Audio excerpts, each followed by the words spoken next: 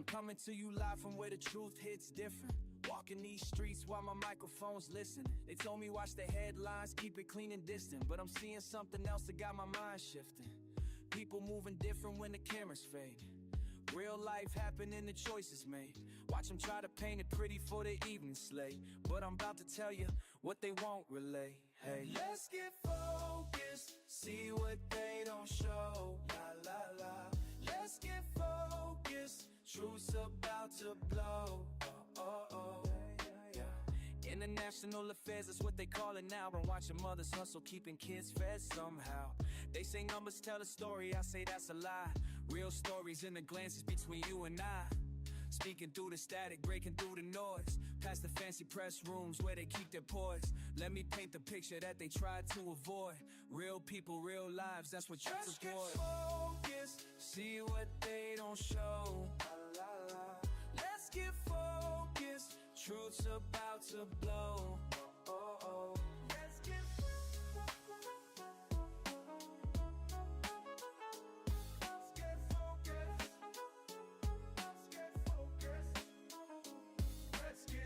They stick to the script, let's get focused. But the real story hit, now I'm breaking it down. Let's get focused. Yeah, until they hear this.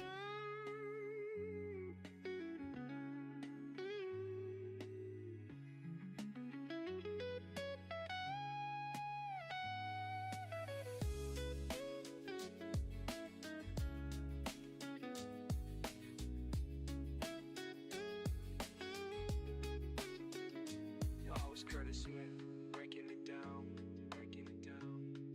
Yeah. Every corner holds a story they won't televise. Every handshake holds a truth they tried to disguise. Keep telling me to filter what I analyze, but these streets got more wisdom than they careful lies. Let's get focused on the people, not the power game. Let's get focused, and ignite the change. Focus, see what they don't show. La, la, la. Let's get focused, truth's about to blow.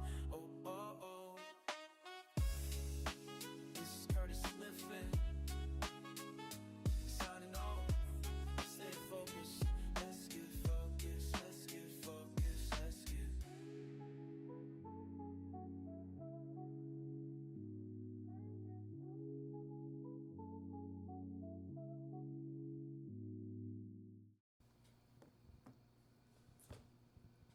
Welcome to Let's Get Focused, and I'm your host, Curtis Smith. And so for today's show, we have an awesome show lined up for you. We have our special guest, my brother from another mother, Nicodemus Ajac, is going to be joining us today.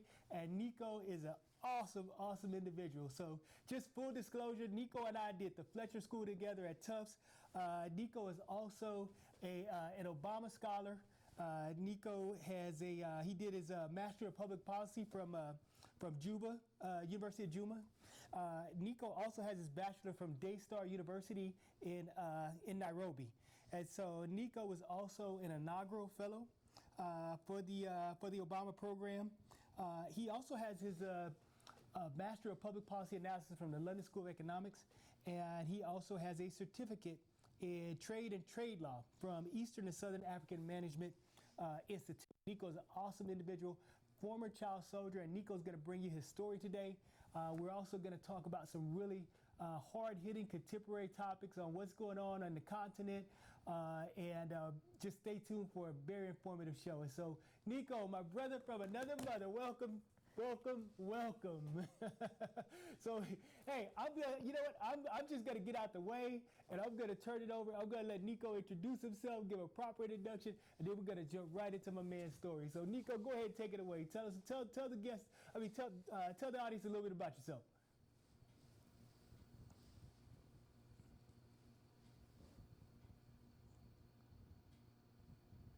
On. Thank you, Brother Smith, for that introduction. I think you've said everything. As you said, my name is Nicodemus Ajac from the Republic of South Sudan, of course, in the East African community.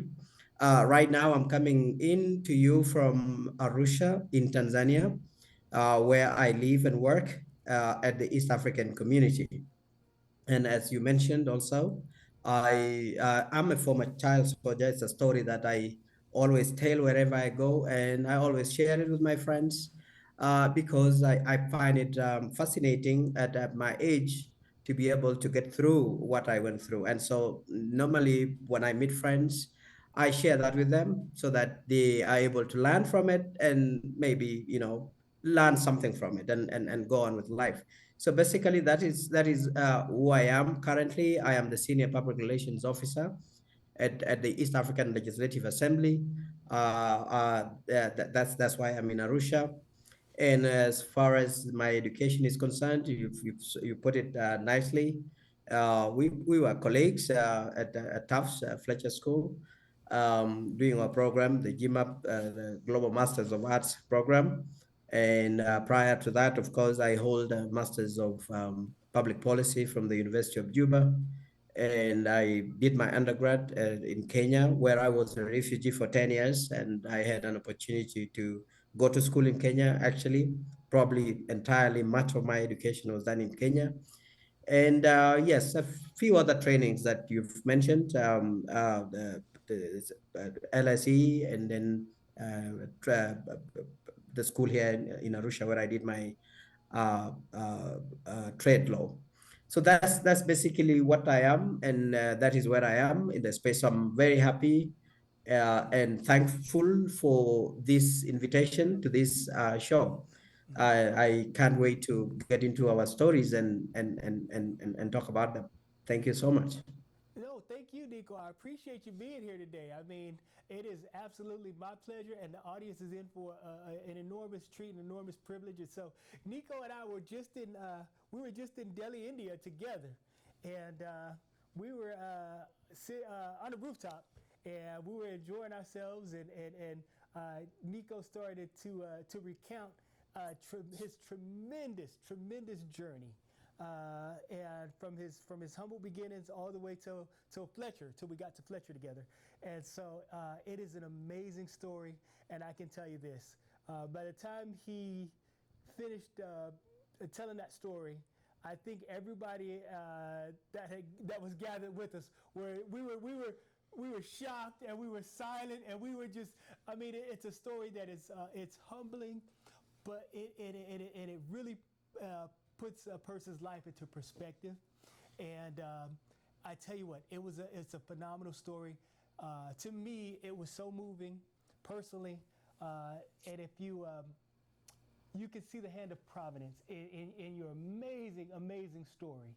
And so what it does, it's a reaffirmation. To me, it's a reaffirmation of the existence of the Almighty. And so, Nico, I will go ahead and let you tell that story.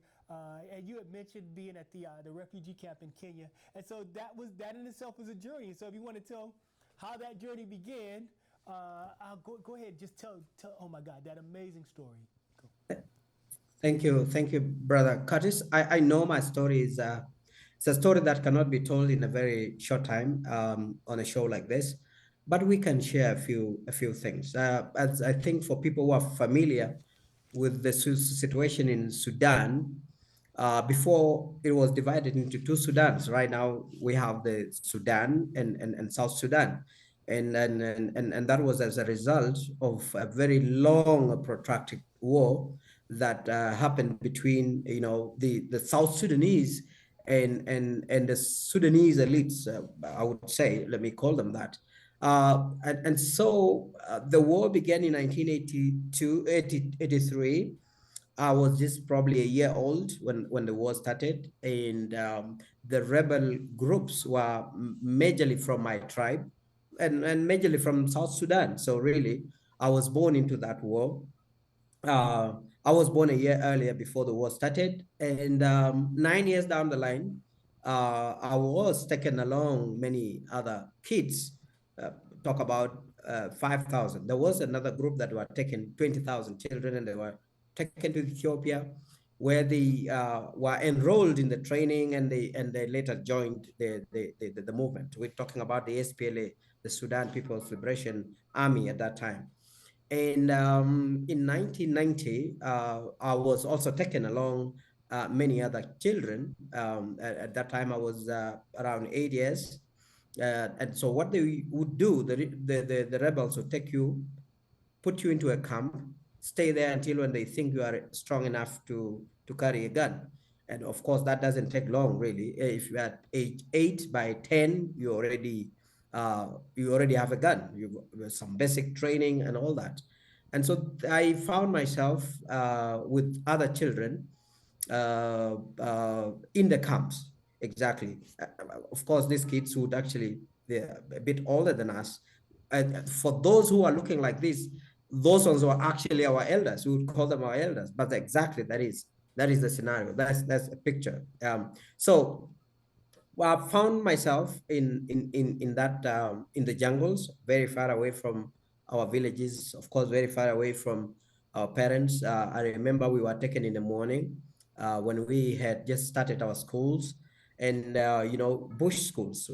I mean, village schools in the African setting. For those of you who probably might have not, traveled to Africa, some parts of Africa, you would realize that we started classes under trees. So our classes were actually under trees, and so if it's a rainy season, then you have no class that day. So yeah, but that's how we were collected. We were collected from our under the tree classes, and they took the children away from the villages. I mean, from different villages. By the time we were taken to one place, we were about 5,000 plus, almost 6,000 children, and the elder children among us were probably 11 years, 11, 12 years. Uh, we had fewer 13-year-olds. Those ones were our leaders now, but the majority of us were either 7 or 8 or 9, around that age. So that's the journey. And I mean, I lived through that, lived there for many years, never ever able to see my parents again, never able to see my dad, never able to see my mom or my siblings. And that ran on until 6 years later. I had to escape from those jungles and walked again. It's another journey of its own. I had to walk all the way up to Kenya. That's probably 1,000 kilometers plus of work, and found myself in the refugee camp in Kenya, where now the UNHCR had to pick us up and register us as refugees, minors. We used to be referred to as minors. Those kids coming into Kenya without parents, without guardians, and that's how I found myself in Kenya as a refugee. And I was enrolled and was taken to a refugee camp. Kakuma refugee camp. It's one of the major refugee camps in the East African region here, and it is based in northern Kenya. So that's how I ended up in Kenya and enrolled again in school. Unfortunately, again, it was also a school under a tree. I mean, as refugees, really, we did not have the privilege of having to have proper classes until many years later. They started to put up some classes. Yeah, so that's how I ended up in Kenya, started school all over again, afresh. So I basically went to school, started school at when I was now 13 there. That's when I started school all over again, fresh. Uh, so yeah. And then I had a crash school because, by the time I registered with the Kenyan education system, we were older than, to start all over again. So we had to be pushed to class 3, primary 3, studying with kids that should not be studying with us, but there was no option. So I just had to go there, and by God's grace, I cleared, passed my exams, my primary school exams, and went to high school, and here I am. The rest, as they say, is history. So maybe if there are anecdotes that you really want to get from the story, then I can say them. But it's a long story. But that's my story. And as you said, it's really God providence. I can tell you for that for sure, because having gone through that as a child soldier, as a young kid, having to live as an adult is not an easy thing. It's not easy to live as an adult when you are not. And so I did not have the opportunity, really, like any other kid, to play around or do whatever every kid would do, or maybe expect your father to come back home in the evening and see your father come in or see your mother come in. It's something that probably, we were robbed of that. Try to make it up again and understand that is part of life, and unfortunately that hard life had to come to us. Probably, yeah, that's the story. And maybe something that I would also want to add before I could let you come in is is is um is that it's a story of many children in this continent, particularly countries with conflict. and we do thank the Christian community. I would say that without fear of contradiction, in the US, because if it weren't for them, really South Sudan probably would be going through the same hardships as before. And through the program that they did, they called the Lost Boys. I'm sure you probably have heard about the Lost Boys of South Sudan. There's so many in the US. That is when the US government had to initiate that program and say all those kids with no parents will have to be taken to the US as minors. And so that airlift, I would call it airlift, that program was started, and that is how many South Sudanese minors, unaccompanied minors, ended up in the US. Some actually in Texas, where you are. I was very unlucky because by the time I was supposed to be taken now in the next group, then the U.S. was struck by the Bin Laden, and the program was cancelled. And that is how I could not make it to the U.S. Probably I would have been in Texas, maybe. Yes, yeah. But a couple of my friends ended up in the U.S. and they're still there right now. And yeah, so and then there was a turnaround, and that is when the story of the suffering people of South Sudan was heard by the American people, and particularly the evangelicals. And they worked very hard to pressure the government in Khartoum to accept the peace. And we did the peace and went through the referendum, and we got our independence, and we became a state. I know we still have issues right now, but those are minor issues compared to what we experienced in the 21 years of the struggle. And I just want to add that so that you come in is that I met my mother. I went back home 18 years later to go and see my mom, and you can imagine going back to your home, and your mom could not recognize you, or I could not recognize my mom. We were introduced to each other, and that was the most heartbreaking experience. Yeah, but I was happy that I was able to see my mom. Unfortunately, I was not able to see my dad because my dad had passed on long after that. So, but at least God kept my mom for me, and I saw her 18 years later. Yeah, so that's the story. Maybe Curtis, if you probably will need to know more, I can come in. But that's basically the short story about me. Wow. No, that is, Nico, that is an amazing, amazing story. And so, I mean, just some of the scale and scope. I mean, the number of kids who were kidnapped at the same time that you ended up migrating with was the number is 5,000. And so, I mean, and then the numbers increase. I mean, you were talking about kids at 25,000 and 30,000. And so it's just, when you talk about tens of thousands of children who were kidnapped and taken and forced into to be child soldiers and stuff. I mean, it's the scale and scope, I think, that a lot of people in the Western world, or even in the United States in particular, don't understand the scale and scope. And then your journey, you walked over 1,000 kilometers to basically to freedom, to the refugee camp in northern Kenya. And so, again, a lot of people in the United States are horrible at geography. So you actually walked from Sudan all the way, probably through Uganda and into yes into Kenya, yeah. And quite a journey, and all the while being pursued, right? Absolutely. Right. I mean, when I say I walk to Kenya, it might sound like just a normal walk. No, it's not. It's a dangerous work, and you can imagine children, deciding to say no. We just have to get out of here. And if you Wow. are to get out of a place, to get into a jungle that you don't know, because none of us have been to Kenya, None of us have ever been to Uganda, but we said, no, we just got to get there because, I mean, we know where Uganda is. We just get there and we found ourselves there. It's not an easy journey because one, you are not on a very clear path. We're just walking on path, not a road.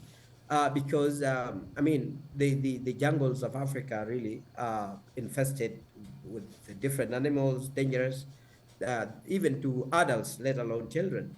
And and we just had to walk. And of course, we never made it, all of us, to Uganda, but we did go to Uganda and got a bit of reprieve, although Uganda at that time was also, struggling with the insurgency by the LRA, the Lord's Resistance Army. But we were lucky that we were able to pass, and it took us days, dangerous days, because I remember we would walk from 2 in the morning, because it's a bit cold at that time. The weather is fine, it's good, and it's safer at that time. So we would walk until 1 in the afternoon when it is extremely hot, and we just have to find a place to rest, and then roast whatever we have, and rest for like an hour or two. And by 2 in the afternoon, we start again, because by that time the sun is still hot, but not very, very hot. And then we start walking again until 7. Wherever the darkness will find us, we sit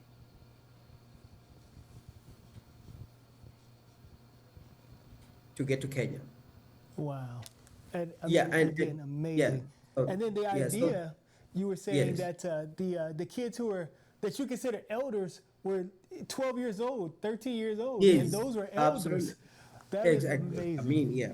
Yeah. I remember even in our court when we decided to leave the place. I mean, you don't live in large numbers. They will discover that you're leaving, and they will follow you. So and of course you don't tell nobody that I'm leaving. But we found ourselves on the road on the way, 12 of us. And like, oh, even you're coming. Yeah, okay, let's now go together. And the guy that became an elder among us, I'm sure he must have been 12 or 13 years old. And he's the Wow. guy who led us. He now became our leader. And he said, guys, follow me, follow my instructions, and we go. By the time, and remember, when we are walking like that, we have no shoes. I got my first shoes when I came to Kakuma refugee camp. That's when I Wow. first got my first shoes. And you had the privilege of meeting me, Curtis, and I showed you the kind of marks that are in my feet and in my legs, that up to today I cannot be comfortable to wear shorts, because I mean you're walking through thickets, through Right. thorns, through, yeah, I mean, you by the time we got to Kakuma, we were entirely wounds everywhere. Right. Right. And and of course that is it. That was it. And in the process, I lost all my toes. I showed you.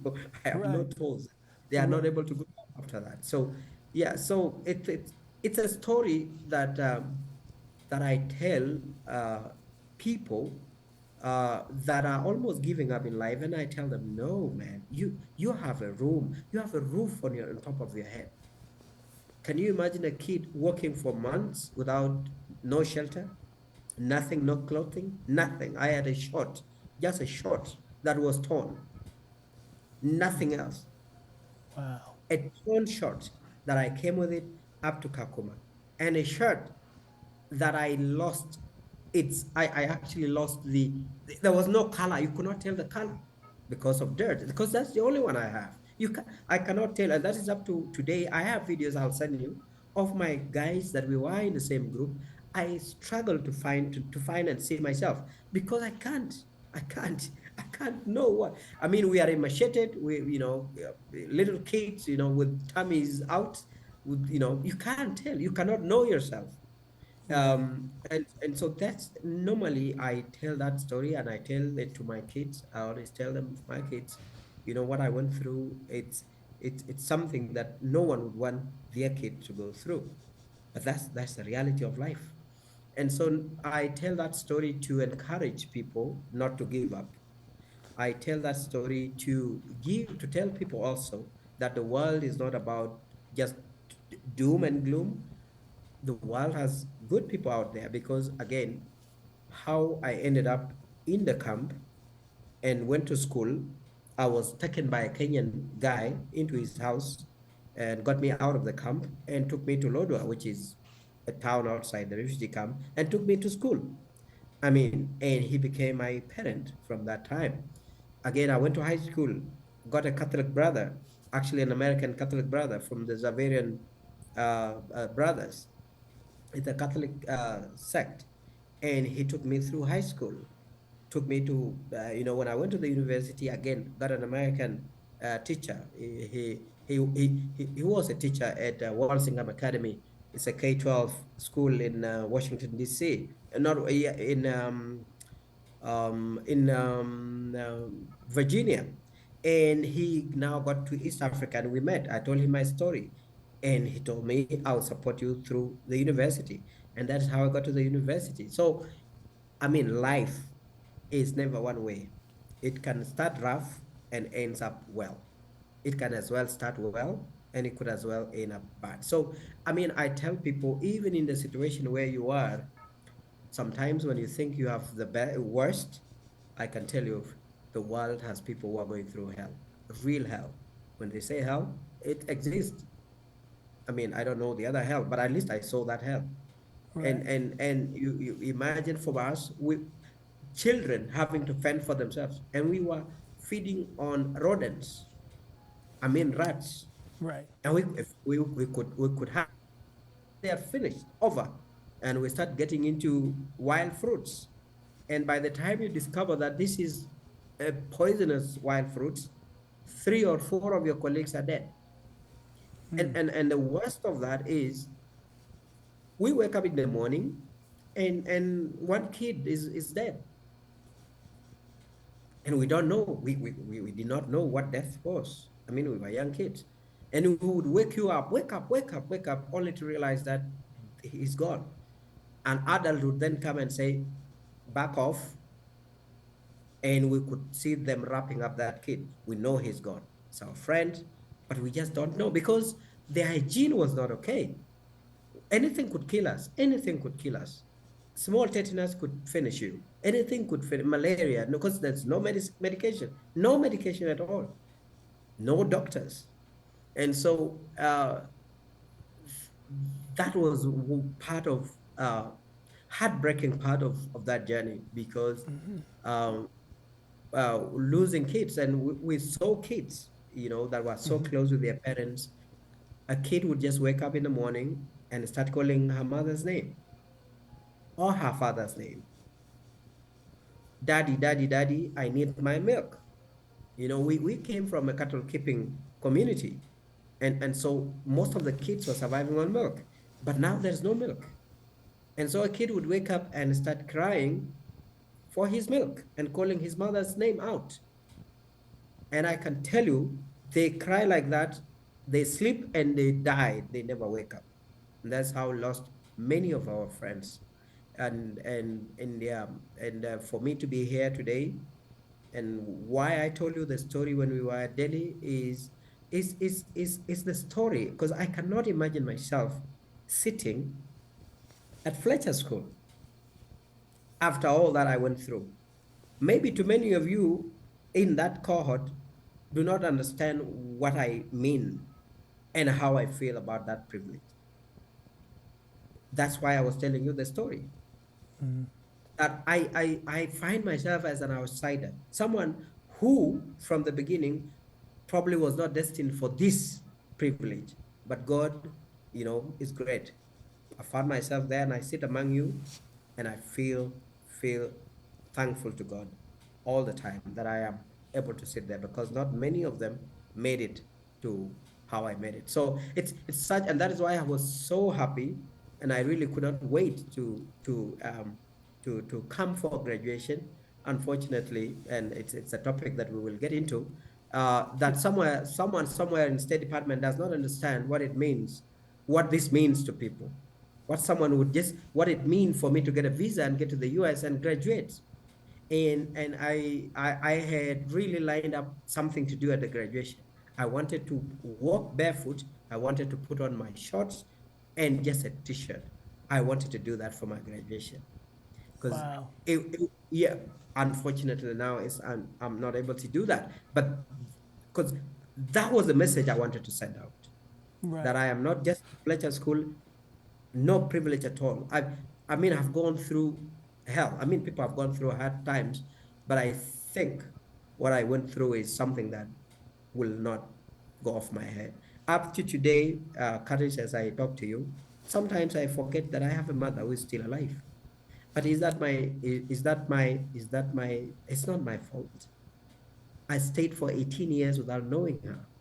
And sometimes like, I have a mom. I have to call my mom because she is in South Sudan. She's now in her 70s or probably mid 70s. Yeah, but that's the effect it has had on me.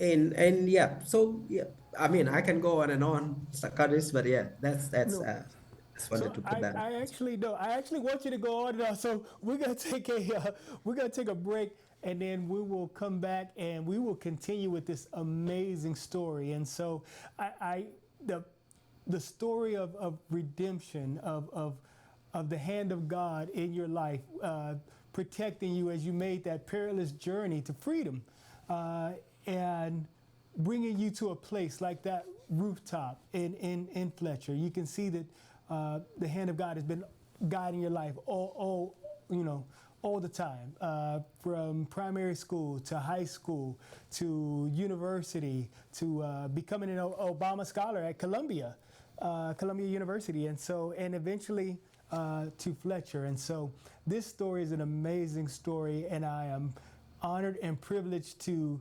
have you share it here, and so it could be an inspiration of hope to all who watch this amazing story. And so we will be right back, and we will continue with your amazing story, my friend. Thank you. Yeah, I'm coming to you live from where the truth hits different. Walking these streets while my microphone's listen. They told me watch the headlines, keep it clean and distant, but I'm seeing something else that got my mind shifting. People moving different when the cameras fade. Real life happening, the choices made. Watch them try to paint it pretty for the evening slate, but I'm about to tell you what they won't relay. Hey, let's get focused, see what they don't show. La la la. Let's get focused, truth's about to blow. Yeah. International affairs, that's what they call it now. And watching mothers hustle, keeping kids fed somehow. They say numbers tell a story, I say that's a lie. Real stories in the glances between you and I. Speaking through the static, breaking through the noise. Past the fancy press rooms where they keep their poise. Let me paint the picture that they tried to avoid. Real people, real lives, that's what you avoid. Get focused, see what they don't show. La, la, la. Let's get focused, truth's about to blow. Let's get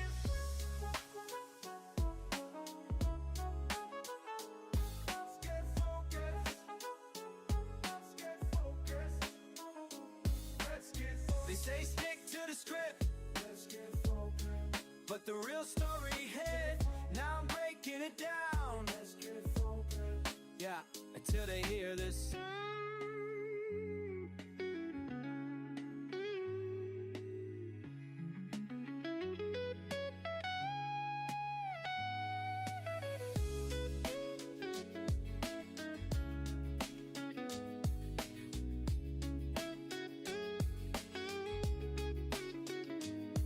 Curtis Smith, breaking it down. I can't hear you. I can't hear you.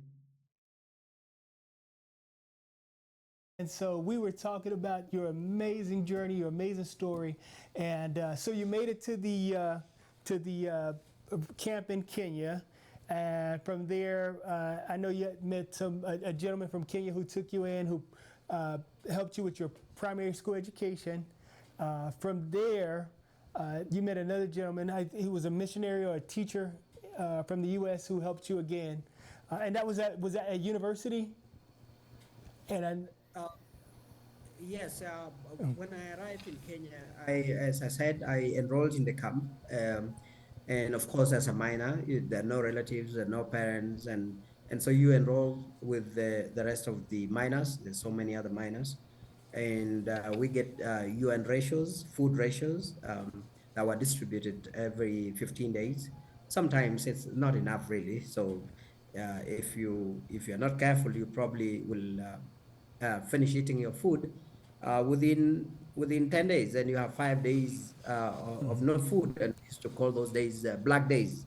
Those are days where your food ratios have run out and you have to wait for the next distribution date before you get another food. So it was, life in the camp was such a difficult life as well. Might not be as the same as what we experience in the jungles, but in terms of feeding and the rest of things, it was a bit difficult. But at least it was fair. You could get some food, and the security was assured. The schools are not as good as I really would wish or what I thought. So that is how I ended up meeting this Kenyan priest. It was actually an elder in the church, and I came back. When I came from the camp, even as a young boy like that, I was a believer. I would go to the church, and when I arrived in the camp, I was also going to the church, and now in the Sunday school. So this Kenyan gentleman came and found me very active in the church, and he told me, Nico, I think I'll take you to my kids in my house in Lodwar. Lodwar is a town about 100 kilometers away from the camp, and refugees were prohibited from accessing any other Kenyan town. Yeah, but he made sure that I went with him. So I went to his house, left the camp, and lived in his house through the rest of my primary school. And now, when I enrolled at high school, I actually did well, and I was called to one of the best high schools in the district, one of the best. And so I really, really did well. But unfortunately, I was not able to join because I could not get someone to pay for my school fees. And I remember the school fees was about about 100 dollars actually, $100 a year. But I could not afford that. Nobody could pay that for me. So I ended up in one of the schools within Lodwar, which is a cattle-run school for basically for poor kids from the Turkana region. So I enrolled in that school, and that is where I met Brother Dan, the late. We lost him about 2 months ago in the US. He was a teacher then, and so he's a guy now who took over from the Kenyan friend and started paying for my school fees.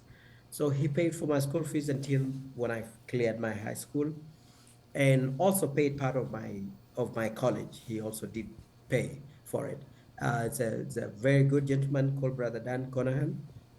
May God rest his eternal life in peace. And then retired later on. After I already finished, I was already in Arusha. I made sure, and it was back in the US, in the elderly house, where it's something that we don't have in Africa here, that you take the elderly to where they are kept and taken care of. I traveled all the way to Louisville, Kentucky. That's where he was. Yes, and I paid him a surprise visit, and I found him there with two other brothers, actually our principal and one English teacher, and they were all there. They were old, very old. I went to them and I saw them, and they could not believe it. I spent the entire time with them, I went specifically to just see him, see Brother Dan. He was old now, and they all could remember me, even when Brother Dan now was losing a bit of memory, but he remembered me when he saw me. And they were very happy, and I had a good time with them and introduced them to the South Sudanese community in Kentucky, in Louisville. And I told them, please, anytime you have any event, any South Sudanese event, call them, let them come, visit them wherever they are. And so that was my life in the camp. and then now found myself in Nairobi and went to college, and from there life changed because I got a job with the USAID project. They were sponsoring us a project, a broadcast project to South Sudan, but they were based in Nairobi, and so they wanted South Sudanese, and and that is how I got my first job, and just God came through, and yeah, from there God has been good. So that's how I ended up finishing my university as I work, and then after finishing, I moved back to South Sudan because my heart has always been in South Sudan. I said I have to go back to South Sudan. We have to make South Sudan a great place because now we have a country, and we just have to make it. And so I finished and went back to South Sudan. When I went to South Sudan, Juba, I enrolled with the government. I got into government immediately and worked in the ministry, one of the ministries. And 3 years after working in the ministry, I got a presidential appointment. So I'm probably one of the youngest people to be appointed into an executive position in South Sudan. In 2015, I got appointed by the presidential decree, and I became the pioneer commissioner of information that is tasked with the information, the right of access to information commission. So that's how I ended up again, worked in that position for 5 years. And then after working for 5 years, I then now applied for the Obama Scholars Program. And of course, prior to that, I was in the Young African Leadership Initiative. It's a program by the Obama Foundation Right. that I was privileged to be part of it.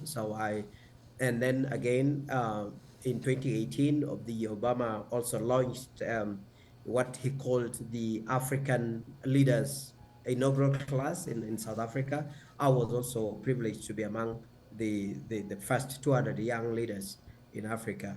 Okay. And then now during when he launched again his scholars program, I was also privileged to have to win that. And it's a program that only takes 10 people to Colombia and across the world, and takes 10 people to the University of Chicago. I was privileged that I was among the 10 people in 2020, 2021 cohort. And yeah, represented the East African community with one other colleague. And I ended up at Colombia. So that's how I found myself in the US. And then from there, I said, I think I need to apply for another program. And that's how I applied for the Fletcher School. So it's my story with the US has always been very interesting. I mean, from an individual levels to, to levels like the Obama Scholars and Obama Foundation. So that has been a journey. It's been quite a journey. And it's good to mention that when I was at Daystar, studying my journalism and communication. I did mass communications. That's where I met my wife, and yes, she was also a student there, and we got married immediately after school, and now we are blessed with 4 sons. Wow, that is a blessing. Wow. And also, wow, just Brother Dan, amazing individual, and I concur, and I send up the same prayers that he enjoys eternal peace, and so he's Absolutely. a wonderful individual, So, Nico, and your story again is just amazing and so inspirational, and I am so honored and privileged that you're telling it here today on this show, and it's so relevant right now when you consider what's going on right now in Congo. And so you have this tremendous tragedy that's going on in Congo, multiple international players that are causing this enormous disturbance. Some domestic, some, of course, some regional, and just a variety of foreign players who are causing this tragic movement of people and this tragic amount of displacement. And you also have a situation that was very similar to yours, where you have the recruitment of child soldiers, the kidnapping and the induction into the armed forces of children And so let's talk about that. And so if you want to go ahead and what are your thoughts on the situation in Congo and even the situation with Rwanda?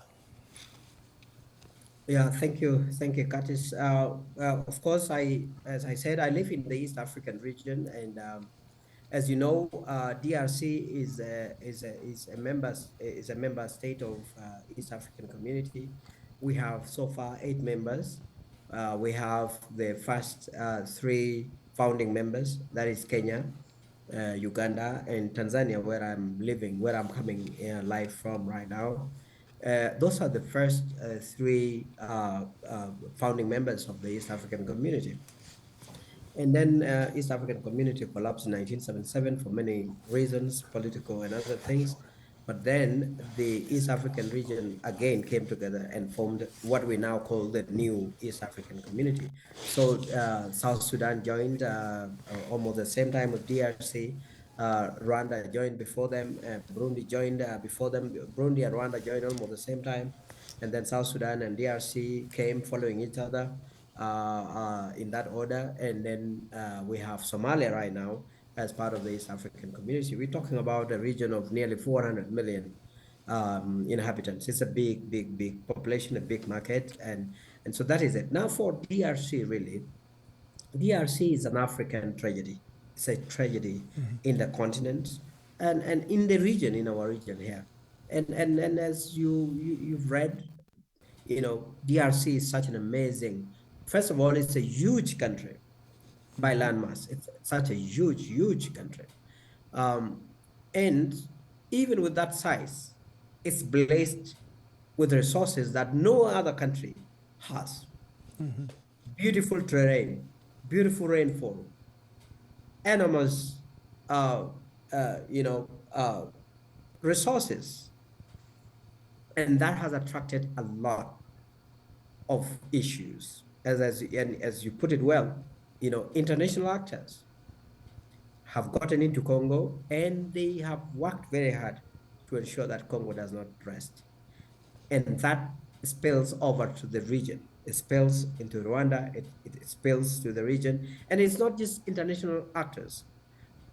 Even our own local actors have taken part in what is bedeviling DRC. Remember, DRC with the sheer size becomes extremely difficult to govern it. The infrastructure is extremely poor. The leaders within DRC are also not doing very well because they have become agents of either foreign powers or local powers. And when I say local powers, it's just the countries around, even within Africa, everybody has an interest. And so Congo has been trapped in that.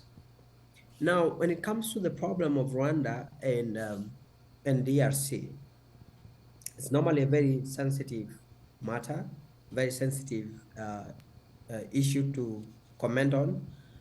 But the reality is that our own brothers bordering DRC have taken advantage of DRC as well. They have taken advantage of DRC because DRC do not control its borders. They have taken advantage of DRC because DRC do not control its resources. And so every neighboring country has decided to get into DRC and get the loot. And so you just have to create an issue, create a story to justify why you are in DRC. And we have seen that in Uganda are saying that there are rebels fighting or working to topple the government in Uganda, and they are based in DRC. And so they have to send in their army, station them in DRC. And when they are there, they are not only looking after those rebels, they're actually mining and in taking parts of DRC. And so every country that feels like they have the power to do so gets there. It's the same story with Burundi. Burundi has over 10,000 soldiers in DRC under the pretext that they have rebel groups that seek to overthrow the government in Burundi. And they all go in there because they say the DRC government do not have the capacity to kick them out. And so once they get there, they never come out. And then they get involved in the mining, illegal mining. That become part of their income. It's the same story with the Rwanda. Rwanda, as you say, it's a tiny country. After 1994 genocide, Rwanda picked up, and Rwanda has picked up, and part of what they've worked really hard is the cohesion within Rwanda. They have also worked very hard to ensure that they have a very robust security apparatus. They have well-trained army, and so they can easily get into DRC.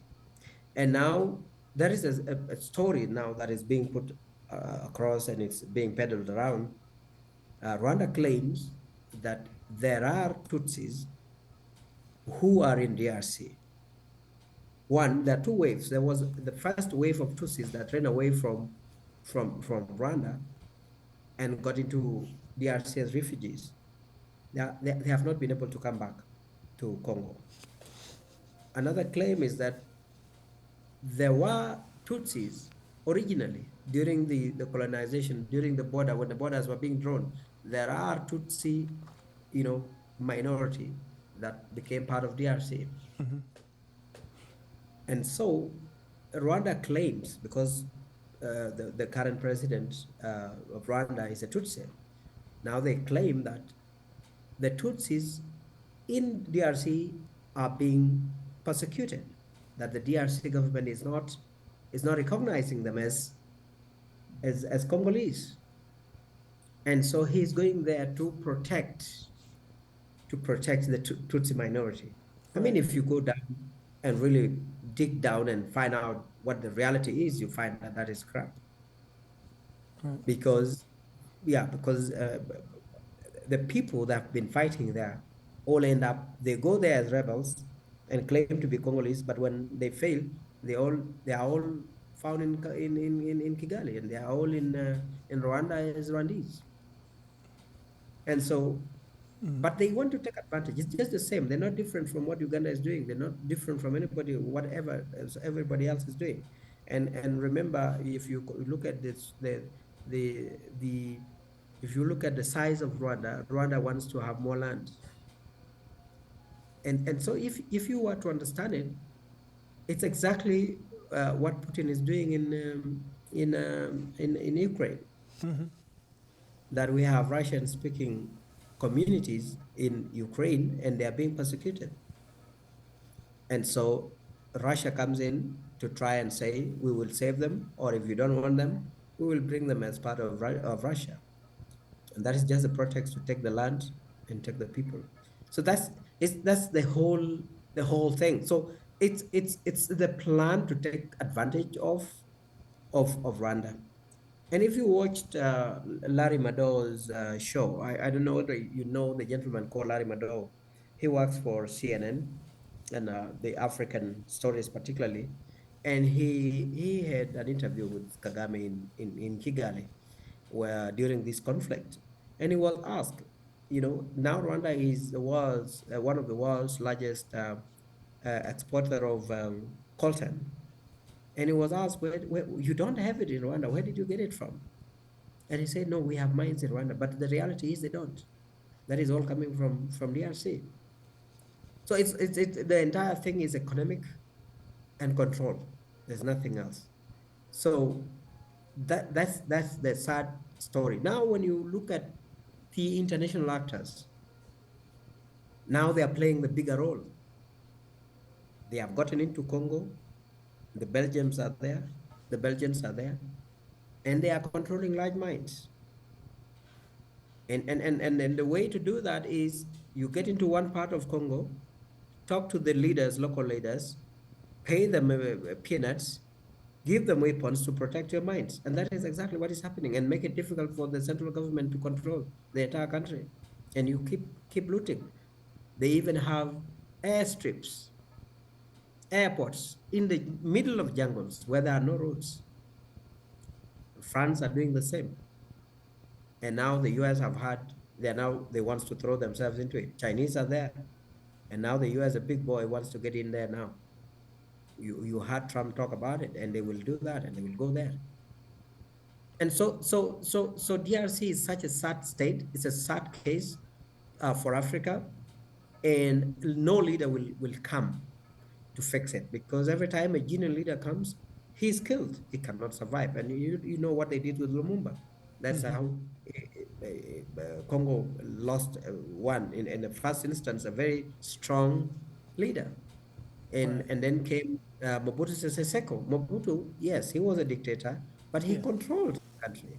He controlled DRC. DRC was not what it is now. But after he was taken out, what has become of DRC? First, all the leaders in DRC, majority of the leaders that have ruled the DRC from then are questionable whether they are actually Congolese.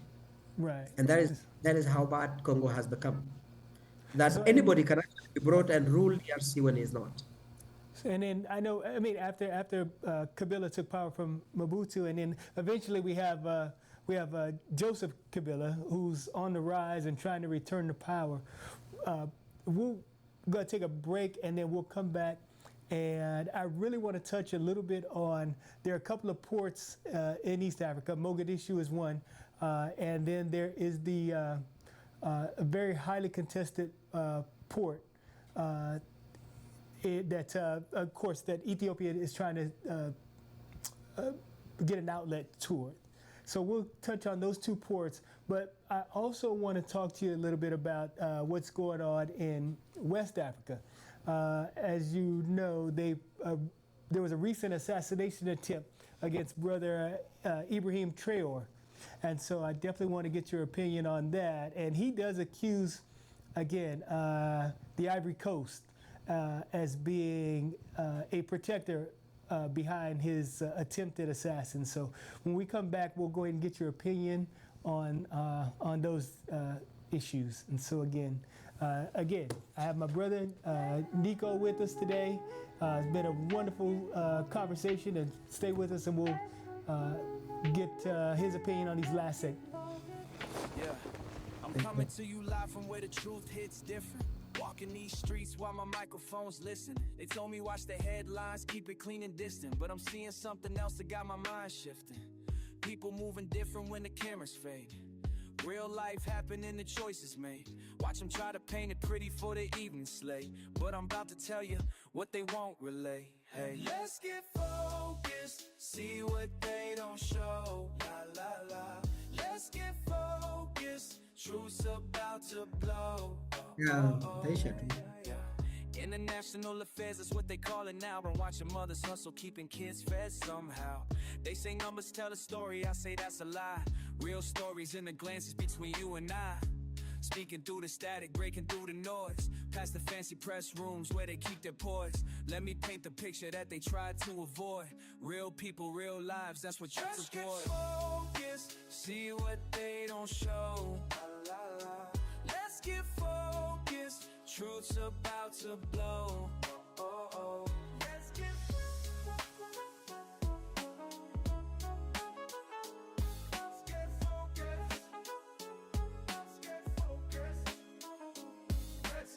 They say stick to the script.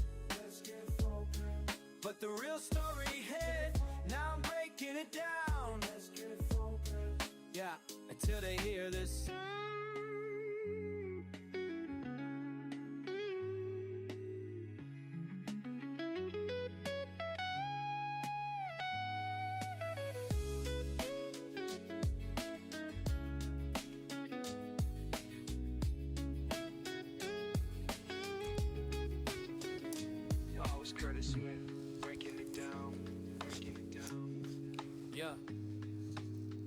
Every corner holds a story they won't televise. Every handshake. All right. So welcome back to Let's Get Focused, folks. And so today again, I have my brother Nicodemus Ajac, aka Nico. And so Nico, welcome back. So I really wanted to get your. I know that you have to be on a morning. Real quick, I just want to get your opinion. There's a couple of incidents that happened in West Africa, and I just want to get your opinion on what Brother Traore is doing and his this most recent assassination. There was also. It appears the United States has kind of gotten involved. There was a comment from the four-star Marine general who's in charge of the U.S. Africa Command, who made some accusations about Traore.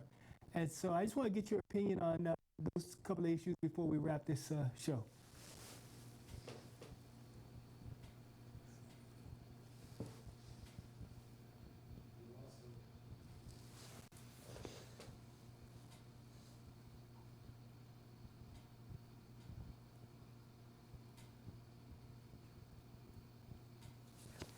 Are you getting no audio?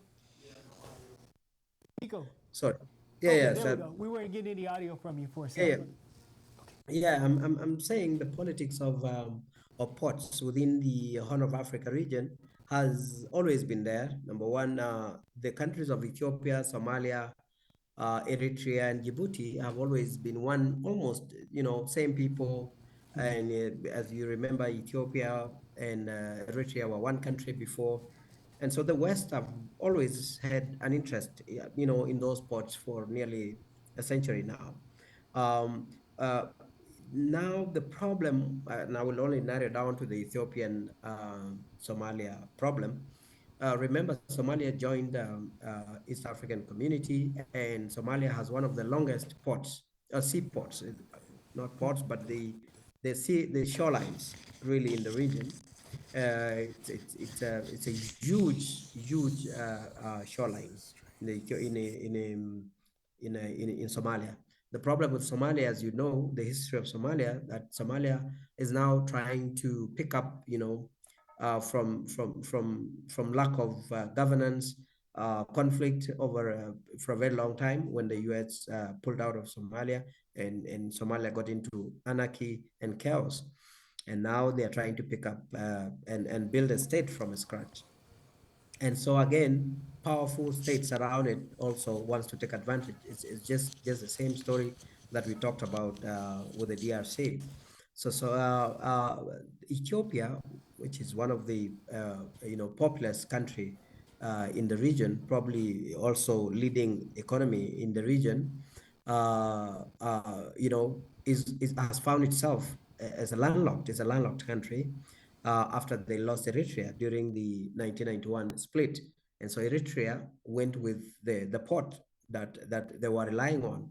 And so that left Ethiopia without a port.